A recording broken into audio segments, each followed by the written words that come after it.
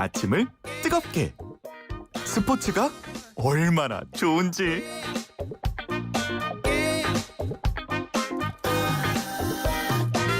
네, 매일 아침 스포츠의 매력을 짧고 굵게 전해주는 코너 스포츠가 얼마나 좋은지. 네, 코로나19 방역 때문에 오늘도 YTN 스포츠부 조은지 기자 스튜디오에 못 나오고 전화 연결했습니다. 안녕하십니까? 안녕하세요. 네. 보고 싶습니다. 네. 벌써 2020년도 딱 이틀 남았습니다. 올 한 해 코로나19로 참 힘들었지만 네. 메이저리그 류현진, 김광현 선수 활약 보면서 잠시나마 시름 있고 참 웃었던 기억이 많은데요. 네. 내년에는 한 명이 더 늘 것 같습니다. 국가대표 유격수 김하성 선수 메이저리그 진출이 초읽기입니다. 국대 유격수 김하선 선수 메이저리그 초입기. 자, 그러면 네. 뭐 계약서 거의 그럼 계약했다 봐야 됩니까? 네. 미국 샌디에이고 파드리스와 입단에 합의하고 마지막 메디컬 테스트만 남긴 것으로 알려졌습니다. 예. MLB.com을 비롯해서 현지 매체들이 앞다퉈서 계약 소식 전했는데 아직 도장을 안 찍어서 이제 얼마에 가느냐 이 정확한 계약 조건이 안 알려졌어요. 예. 네. 지역 매체 샌디에이고 유니언 트리뷴 보면 4년에 총액 2,500만 달러 약 273억 원이라고 전했고 예. 다른 매체들도 이제 보면 평균적으로 4년 이상의 연평균 700만 달러 약 76억 원 넘는 돈을 예상하는 분위기입니다. 예. 아무래도 김하성 선수가 95년생 만 25살로 좀 어린 만큼 예. 잠재력이나 미래를 좀 높이 쳐준 것 같고요. 예. 김하성 선수가 만약에 이제 가게 된다면 KBO에서 그 포스팅 시스템 비공개 경쟁 입찰로 간 예. 선수가 됩니다. 이걸로 가장 큰 계약을 했던 게 류현진 선수인데 예. 2013년 앞두고 6년에 3,600만 달러 받으면서 LA 다저스 갔었죠. 예. 김하성 선수 사실 류현진이랑 함께 토론토에서 한솥밥 먹지 않을까 기대감도 좀 컸는데 샌디에이고에는 보면 마이너리그 거부권이 계약 조건에 있었다 이런 말도 있고요. 그래요. 샌디에이고는 어쨌든 박찬호 선수가 뛰었던 팀이고 홍성은 코치도 일하고 있어서 우리나라와 인연이 좀 깊습니다. 예. 정확한 거는 도장 찍으면 더 살펴보도록 하겠습니다. 그렇군요. 자, 빅리그 진출. 자, 거의 메디컬 테스트만 남았으니까 네. 도장 치는 것도 그냥 금방 할 것 같은데 이왕 가는 거. 네. 저 국대 유격수니까 가서도 보면 유격수 하겠죠?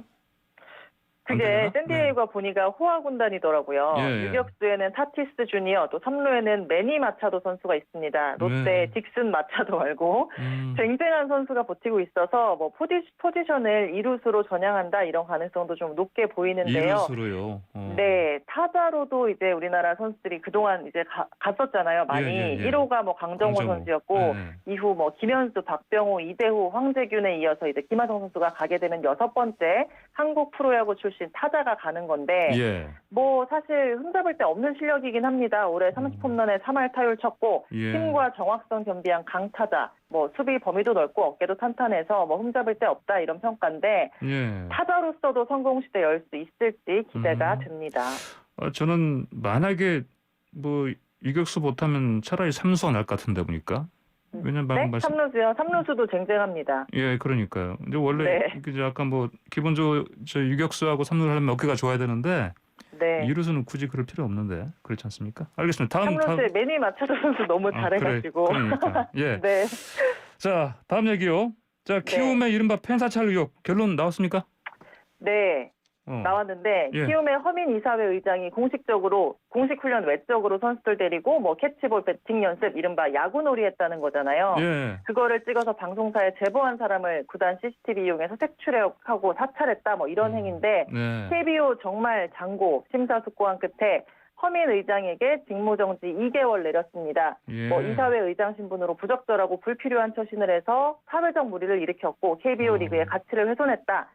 보니까 품위 손상 행위라는 거예요. 2개월. 근데 2개월이네요? 그러니까 윤석열 검찰총장 그러니까요. 똑같네. 데자뷰가 약간 느껴지는데 네. 키움 구단에는 또 엄중 경고만 내렸어요. 정운찬 총재는 키움은 팬을 최우선으로 고려해야 하는 프로스포츠 의무를 저버렸고 예. 구단과 선수 간 기본적 신뢰관계를 무너뜨리는 등 리그 질서를 어지럽혔다. 예. 이런 얘기를 했는데 실효성이 사실 크게 없는 거라서 예. 구단에 대해서는 솜방망이 처분이라는 비판이 나오고 있습니다. 예, 그러니까 메이저리그 갈 김하성 선수도 키움 선수인데 그러니까요. 키움에서 이거 예. 자, 그러면 어떻습니까? 키움 쪽에서 반발했다고 하던데? 사실 상벌이 갈 때부터 네. 이 결과 보고 우리가 소송하겠다 이런 분위기를 계속 풍겼었는데 예. 2개월 직무정지 처분이 나오자 KBO 징계에 대해 사법기관의 판단을 받기로 했다. 뭐 예. 이렇게 입장을 냈습니다. 소송하겠다는 말이죠. 사실상 불복한 건데 KBO도 즉각 맞불을 놨습니다. 예. KBO 결정에 따르지 않는 건 구성원 책임을 다하지 않겠다는 의미다라며 유감을 표시했습니다. 예. 스포츠계의 불문율, 뭐 선수 존중해야 된다, 팬 존중해야 된다 이런 정서들이 법률적으로도 예. 어떤 해석을 받을 수 있을지 과연 이게 뭐 유효하다고 할지 아니면 정말 추윤 갈등처럼 그러니까요. 법원에서 또 어떤 판결이 뭐, 나올지 또 뭐 효력정지 가처분이 또 반환 소송이니 해가지고 어떻게 될지 네. 또 봐야겠네요. 잡음이 이어질 것 같습니다. 그래요. 그렇군요. 다음 대한체육회장 선언 이거 사파전 이거 10초 네. 내에 말씀해 주세요.